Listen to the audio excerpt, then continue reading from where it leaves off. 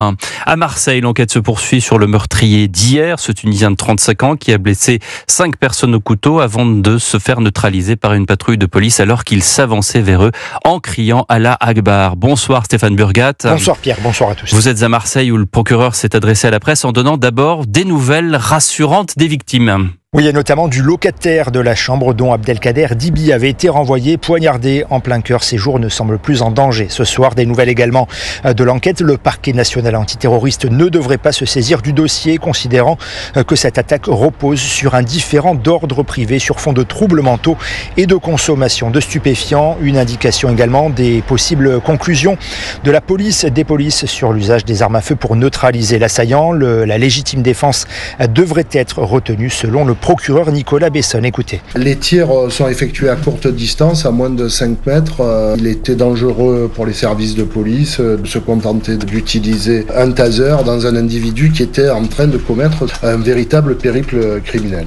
Voilà le profil de l'assaillant qui s'éclaire, a également placé en garde à vue fin juin dernier après des propos antisémites tenus en pleine prière dans une mosquée de la ville de Sète. Il devait être jugé à l'automne prochain. Il avait également été condamné cette année à déjà 1 an de prison ferme pour violence avec arme blanche sur son neveu en Charente-Maritime, condamnation dont il avait fait appel, suspendant ainsi la peine de prison décidée à son encontre. Stéphane Burgat à Marseille pour Europe